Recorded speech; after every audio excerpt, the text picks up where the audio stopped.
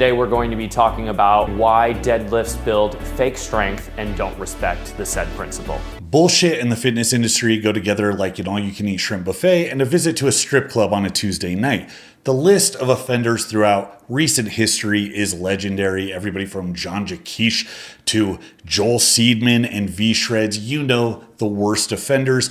And there's one guy who is really coming in as the top contender for the crown. I mean, if there was an actual contest to determine who the king of fitness bullshit was, this guy has already gotten his knuckles dipped in tar and covered in broken glass. Like, he's ready to go. He wants his belt. Functional patterns is an often mocked system of doing goofy training that is so mired in culty shit that it makes CrossFit look like a coexist bumper sticker. At best, the mouthpieces for functional patterns are just overconfident, contradictory, often wrong, and pretty stupid. And at worst, the organization is filled with flat earth level bullshit that continues to propagate because the guy that runs it is a black belt in linguistic programming that's used by everybody from Charles Manson to David Koresh to the weirdos that run Scientology. If you think I'm being hyperbolic, stay tuned. We are going to get to the bottom of the enigmatic question, what even is functional patterns? Real quick, I gotta share this with you. I did a little photo shoot with Theo and Cash because Barbell Apparel sent me some gear and wanted me to model it. So I took our beautifully scenic backyard in Prescott, Arizona, and decided to have a ball. We took a lot of pictures. I wanted to show you guys. I have a kid now. When I take pictures with my kid, I have to show everybody. I'm that guy. Look at my kids. It is the last week of the summer sale. That is buy two, get one free on any tops, shorts, or joggers. So get you some.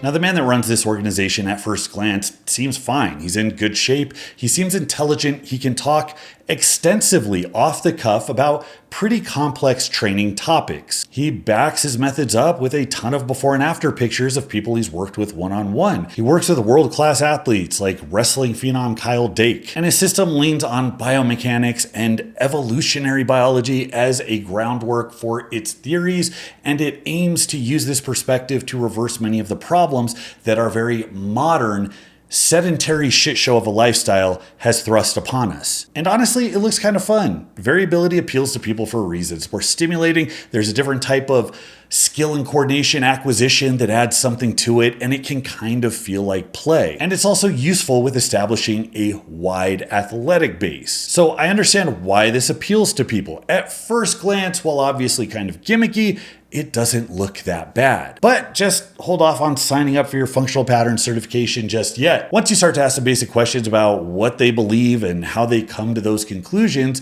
some problems pop up. The first big question is, what even is their actual goal? Like, who are they marketing to? And what are they trying to get you to do? Something like this could just be like a fun niche thing for general fitness that stands on its own, like CrossFit or kettlebell nonsense or yoga. On the other hand, functional patterns could be trying to sell you a grand unified theory of training that our foundational stuff applies to all human beings, and whatever else you're doing, you're gonna be worse unless you're doing this. Well, as anybody who's familiar with functional patterns knows, it's really more the second. The head of functional patterns has said multiple times that he's going broad. He wants to appeal to as many billions of people as possible. He's not going to niche hobby territory. If I have the choice to cater to 5 billion people or just like a few million, sure, I'd rather cater to the few billion. And they make no bones about their belief that their method of doing things is better than anybody else, often comparing themselves directly to not just athletes, but powerlifters and bodybuilders and people who do yoga. Today we're going to be talking about why deadlifts build fake strength and don't respect the said principle. Is there a bilateral squat to a certain level that is okay? Say, goblet squat, front squat, overhead squat, belt squat. Goblet, yes, I guess. Front, no. Overhead, no. Belt squat is retarded. Pardon my French. Now, this is one of the more concise search summaries I found about what they're trying to actually get you to do. Functional patterns is a corrective, biomechanically focused training system with the ultimate aim of improving human movement in relation to evolutionary biomechanics. Well, what does that mean? I started with their own What is Functional Patterns video, and boy, were there some claims made here. Over a period of generations, humans deal with a variety of traumas that affect their genetics, structure, and neurology, whether that be from toxins in the environment, intense acute emotional and physical traumas, or slow degeneration due to a strong deviation from the stimuli that actually helps our body become healthy. So we're off to a great start. Vague causal connection between these undefinable, unmeasurable pathogens and everything. It's the same type of shit clairvoyants and crystal healers and Scientologists use with their engrams. At Functional Patterns, we look at the most resilient and athletic humans in history in order to help us extrapolate where most of us should be in terms of our health. Think of Barry Sanders, LeBron James, Usain Bolt, Sidney McLaughlin, and many others. These are the athletes that have mostly survived the trauma that inflicts most of our society. And to get to the bottom of it, they're going to look at top-level elite athletes who supposedly don't suffer from any of these things. That doesn't sound right, but carry on. We've come to the conclusion that most of human movement happens within the context of the Big Four, which are standing, walking, running, and throwing. To be clear, that doesn't mean that humans only do these movements. Instead, we think of these movements as the primary movement patterns from which all other movements are derived. And they've reduced those traits to what they see as the four most important aspects of existing as a human being: standing, throwing, walking, and running. Other movement methodologies offer short-term fixes that merely kick the can down the road. Because they're missing these foundational principles, they continually recycle and slap together imprecise exercises that don't account for the majority of the things that we just mentioned. And then notice the use of the term imprecise here. Other people that do all their varied bullshit are slapping together imprecise exercises. These guys are using very precise exercises. So when you see this, or this, that is very precise. In fact, it is razor sharp, surgical level, fourth dimension, big brain thinking you guys don't even realize. Understanding biomechanics from the perspective of the Big Four is what gives our clients tremendous movement variability without destroying their joints and spines. And then there's the obligatory fear-mongering, because not only are we better than X, Y, and Z, but if you do X, Y, and Z, you're gonna fuck your shit up, because nobody's ever torn a muscle from sprinting, nobody's ever tweaked a knee from doing a one-arm overhead waiter carry zercher fucking spin-a-rooney. This video didn't specifically answer what their goal was as far as physique or performance or what actual traits you're going to improve. It was very vague. It left me with more questions than answers. So I'm going to take this sticky note and I'm going to place it right here. So that's just a reminder. I'll go ahead and pluck that bad boy off as soon as we get to the bottom of that. But let's move forward. Now, one of the reasons Functional Patterns gets a lot of attention is some of their very hard stance, hot takes that just go against every single grain in every sport, but also all of mainstream lifting. They're often putting out videos that say squatting sucks, deadlifts suck, barbells in general suck. When you focus on forcing yourself to sit in a deep squat, this makes you stand, walk, and run worse. Why are barbell deadlifts so problematic?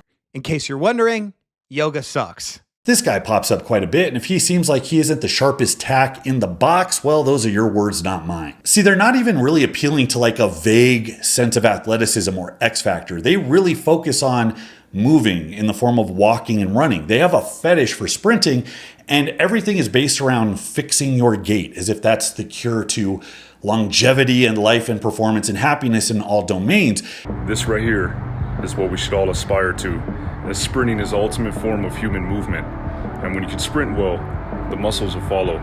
So oftentimes they are taking before and after pictures of people who have never ran in their life and showing what so many weeks of running does to their sprinting technique and using it as some evidence that their esoteric convoluted bullshit is superior to powerlifting. We will be able to just say, hey, look, you do the deadlifts, you do whatever conventional method that you do.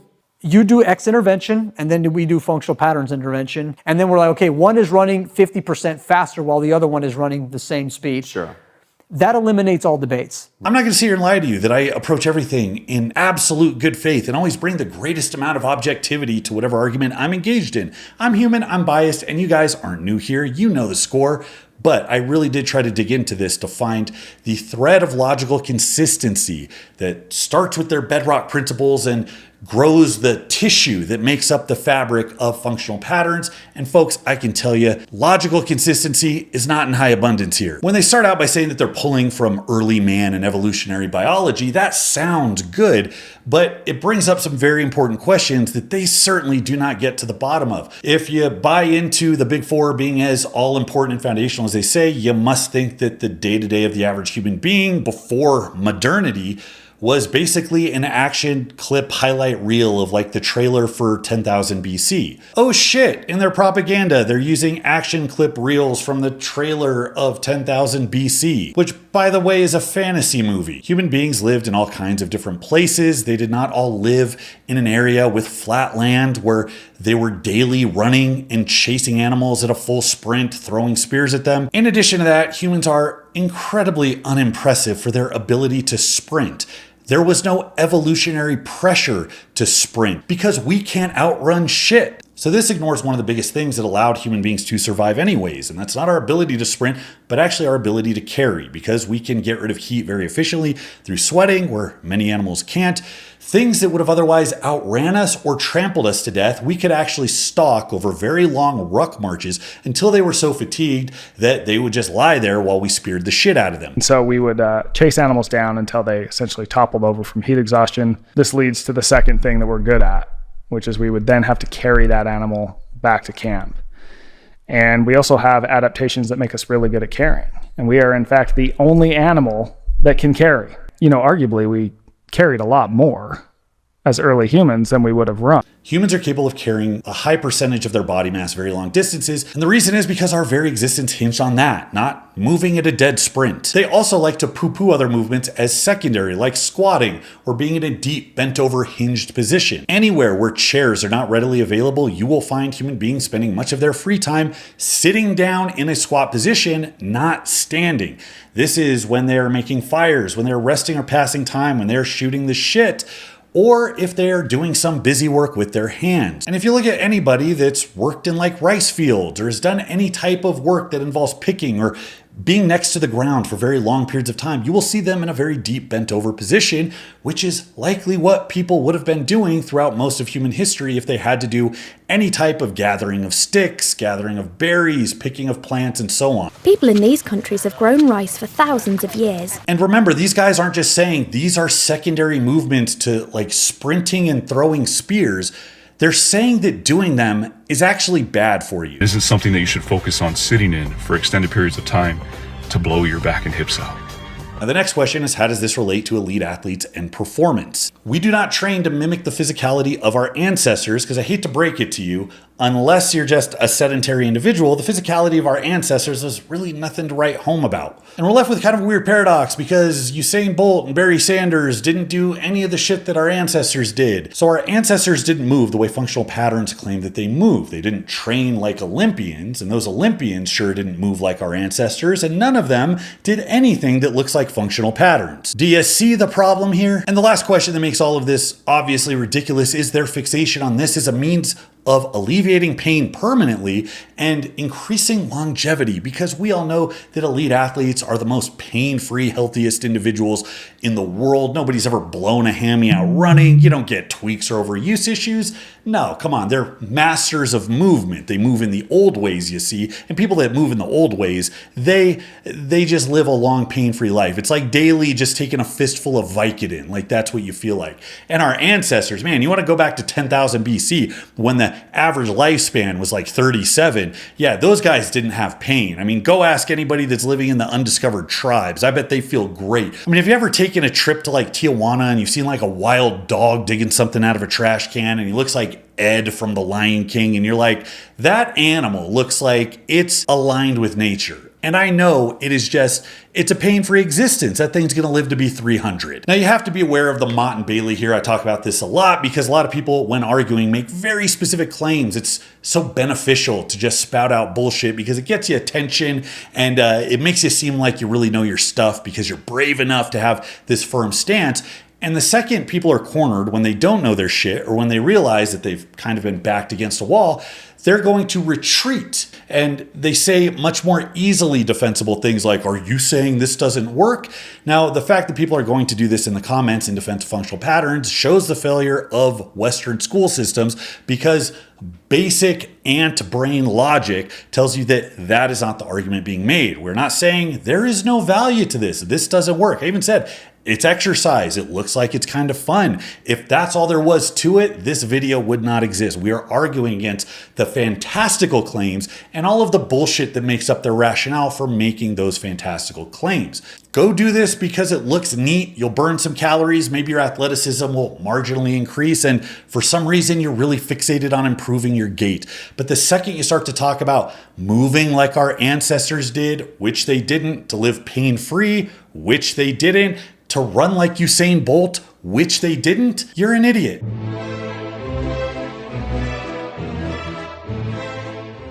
Now, the other thing I got to point out is one of their biggest pieces of propaganda, which is to show actual elite athletes. And this isn't just unique to functional patterns. Everybody that sells bullshit does that. You have Joel Seedman, who leans on pro athletes, and you say, oh, well, his shit can't be that bad. Pro athletes are going there.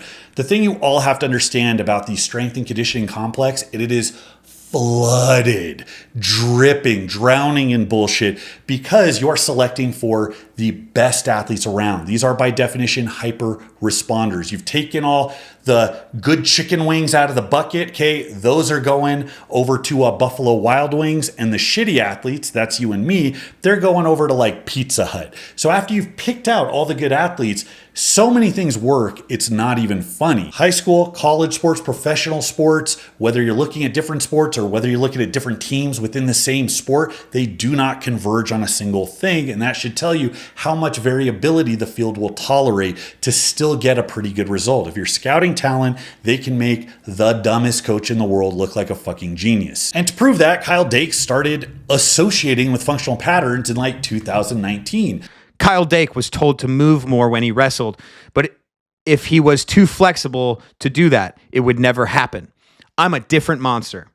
Well, what did he do before then? He was an NCAA Division I champion 2010, 11, 12, and 13. 4 years in a row, he got gold across 4 different weight classes. He was the US Open champion in 2015 and 2018. He was a world champion in 2018 and 2019. Kyle Dake was told to move more when he wrestled. If he was too flexible to do that, it would never happen. I'm a different monster. If he didn't find functional patterns, would he just not be as dominant? There's no reason to believe any of that's true. And also, functional patterns been around for like 10 years. People need to understand when it comes to very complex fields, competitive ones, any consequential information gets preserved. If information doesn't get preserved, it's probably because it wasn't very consequential. There's this irrational way of thinking that humans have that we got to look back, we got to look at the past because they knew something we didn't. And the fact is, that's not the case. They didn't know something we didn't. All the shit that they did that didn't work, we just got rid of.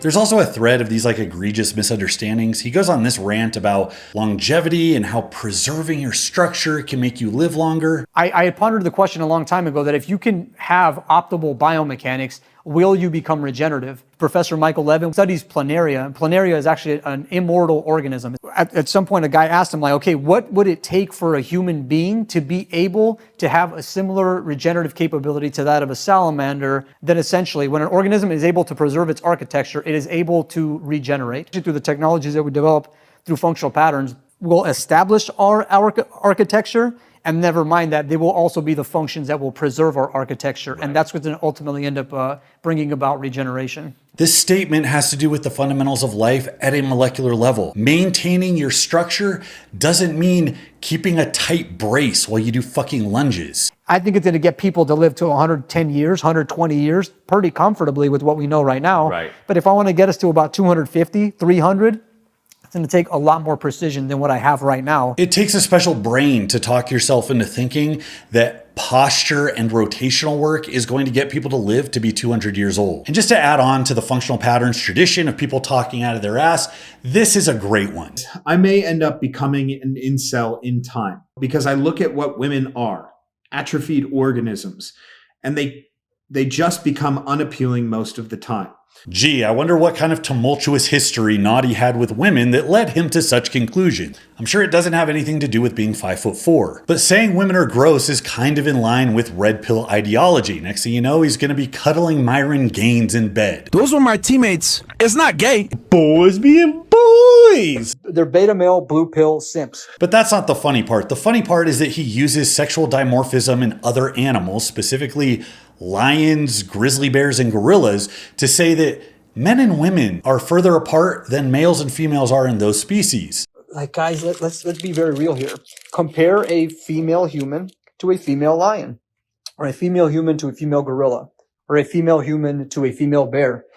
Like, males and females, athletically speaking, are more similar in other species than they are with humans. Which isn't even kind of true. Male gorillas and polar bears can be as much as twice as big as their average female counterparts. Now, unsurprisingly, this has led him down to the bogus science rabbit hole. This isn't just being wrong about established science, which we just covered. This is about believing shit that is fucking flat earth level made up that has nothing to do with anything. Noddy also likes to push the idea of structured water and talks about it as straightforward as if he was selling you an energy drink. When you improve your posture at a fundamental level, at a deep level, It's good to improve it at a fundamental level, Scott, and not at some peripheral level or some shit like that. Surface level posture.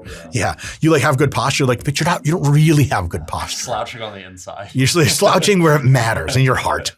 you change the viscoelastic consistency in your fascia. So that's make-believe and all total nonsense. Thank you, Noddy Aguilar. That will carry fourth phase water that is negatively charged. Chemistry is one of the most well-understood fields in the sciences, and water is one of the most well-studied compounds in that particular field. You have Professor Timothy Schmidt, who's head of the School of Chemistry at the University of New South Wales, who said the proposed material known as structured water does not exist. If water somehow changed into an H3O2 form, simple arithmetic shows that turning two molecules of H2O into one of H3O2 would leave an extra hydrogen atom floating around. This is basic stoichiometry, which anybody who's taking Chemistry 101 at your junior college will have engaged in. Companies that make claims about the existence of H3O2 are careful to never give its actual molecular structure and say how it would look, with good reason, as the molecule wouldn't make chemical sense and also wouldn't be water. Some of the con artists have pointed to the research using nuclear magnetic resonance spectroscopy to study the structure of water molecules. Chemist Paul Shin and NMR expert used the same type of instrument to show that structured water products are indistinguishable from ultra-pure water or human urine. If there was indeed a fourth phase of water that yielded all of these benefits, the idea that Noddy Aguilar would be ahead of the curve on it is absolutely fucking zero. All of the established science shows that the existence of said water is ludicrous on its face, and beyond that, the idea that any of Noddy's bullshit exercise techniques will somehow infuse you with it is complete trash. Now the thing is, structured water doesn't have anything to do with Noddy's business model. He's telling you this because he actually believes it. Because he's an idiot. And it's not just being stupid or having low IQ that leads somebody down this path. I mean, by all accounts, his IQ is at least average, maybe even a bit higher. It's the personality that takes an intelligent brain and makes it stupid. And Noddy's narcissism and grandiosity is so hijacked by the idea of being the hero that saves you from the mainstream that it makes every single counterculture claim like catnip to him.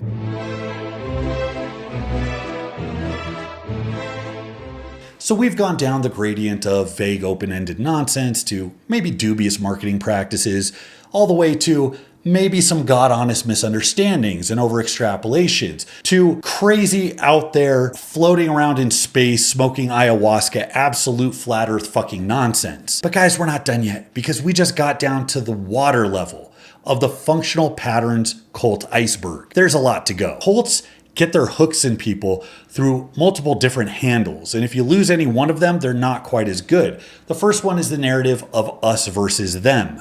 They also found that cult leaders favored the pronouns us and them, while mainstream religious leaders preferred you. This is consistent with cults' tendency to reinforce in-group, out-group dynamics through language. And weightlifters don't do any of this. They don't even intend to correct basic posture, never mind try to reshape bones in a better place. Why deadlifts build fake strength and don't respect the said principle. Goblet? Yes, I guess. Front? No. Overhead? no. Belt squat is retarded.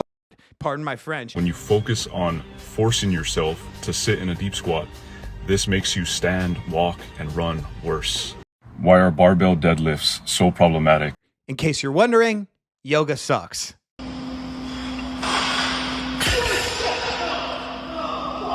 Come on, how can anybody say that this is worth it? This is definitely not worth it, guys. Stop doing this.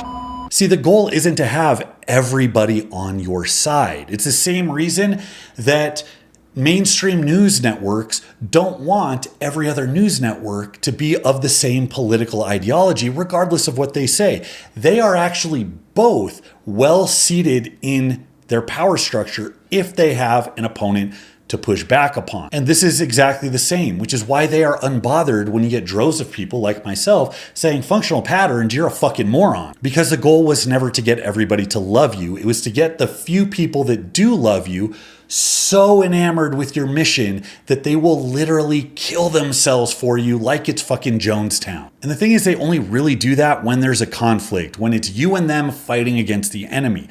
So it actually helps them if people are attacking you. So by creating a narrative where the system is inherently flawed in keeping its heel on your neck, and you, the creator of this new system, have quite literally the only method of fighting back, your followers get to feel like they're in on the secret. They're smarter than everyone else. They're the freedom fighters helping Neo push back against the Matrix. They get the intoxication of something new and undiscovered, and along with that comes the rush, like you're a main character in an adventure story. And to the people that don't have a lot going on in their lives, you can't buy that type of high at a drugstore or in a back alley. Now the hero, by going this route, also gets a buff. He gets to live two lives. He gets to have two faces, be the hero and the victim. Now, why would somebody want to be both the hero and the victim?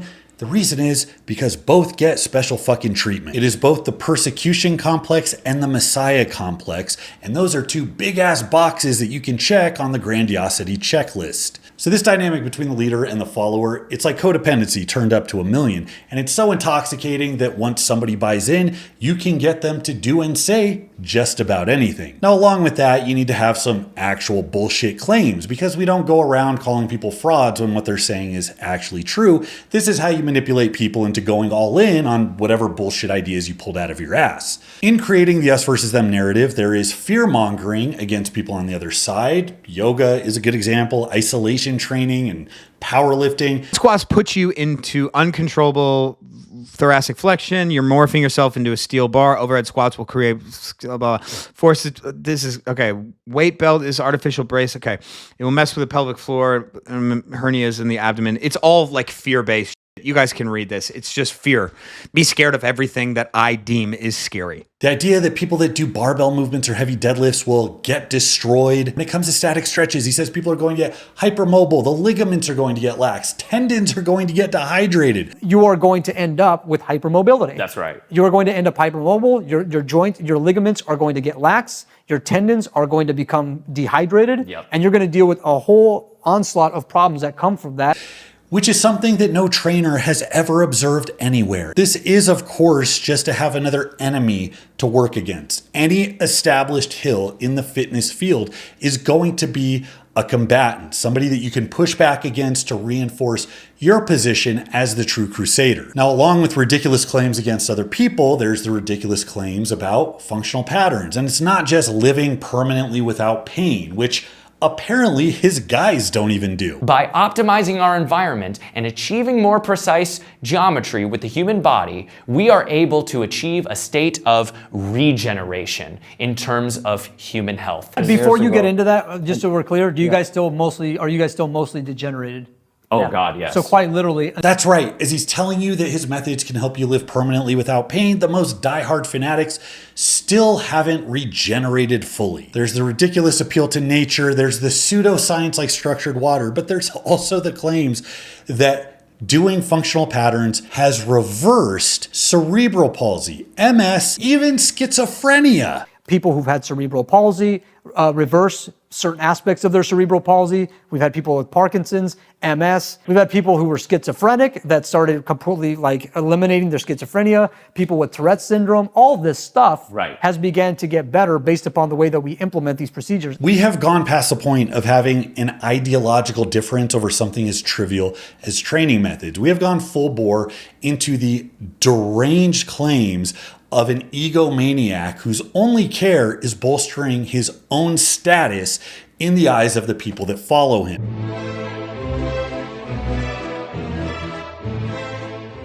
Now, guys, you know what's not culty? Base strength. This is not a 400-page textbook filled with a bunch of gobbledygook, and it's also not a 7-page ebook with size 32 font. It is, dare I say, a pretty concise, to-the-point manual on the foundations of training for size and strength. It takes some of my favorite methods that I've used over the years, 20 years of competing in strongman and coaching people, all kinds of people, to get bigger and stronger. And my goal is to make it easy. Is this going to make you Mr. Olympia? Is this going to make you Colton Engelbrecht? Absolutely not. But you can take these principles to make your training more simple. You can apply this to a bunch of different stuff. And if you do want to level up a bit, get some immediate feedback, have somebody in your back pocket who's telling you that that weight jump was too much, or actually, no, you got a little more in the tank, or what do you do when your volume's way too low? Go ahead and check out Base Strength AI, because it is like having a little Bromley in your back pocket, which, let's face it, is what all of you want. Now back to the show. Much of this stuff might look like just run-of-the-mill bad business practices or some of the typical lying or bullshit that you might see any business do.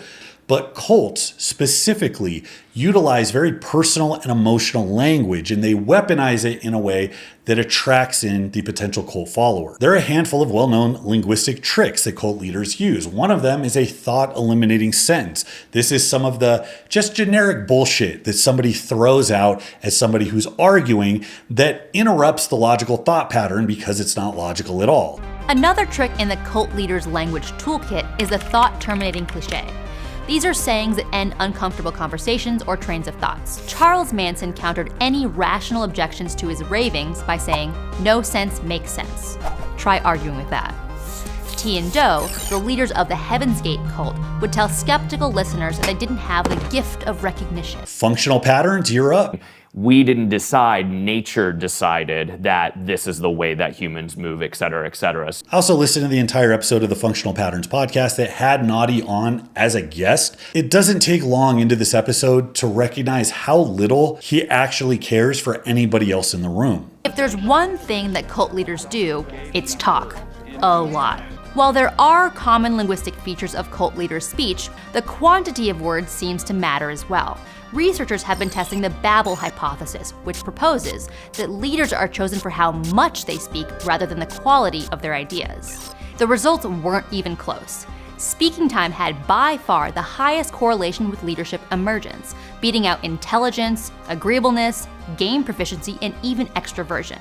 This was over 2 hours, and conservatively, Naughty talked for about an hour and 50 minutes. The host of the podcast mostly just said, yeah, absolutely, in order to seem like he was still somehow relevant to the show. He absolutely wasn't. Now, this pops up again in DMs that Naughty had with Zach Tellender when they were going back and forth about functional patterns ideology, where Zach would ask a pointed question and Naughty would write 5 different short essays going off in some direction as if he was just talking to a piece of cardboard. Zach had to type repeatedly, "Let's stay on track, let's bring it back, let's make this a conversation." Now, it's also been shown that people who are perceived as being in an insecure position will default to more jargon. That the lower the ranking of the university the student attended, the higher the frequency of unnecessary jargon.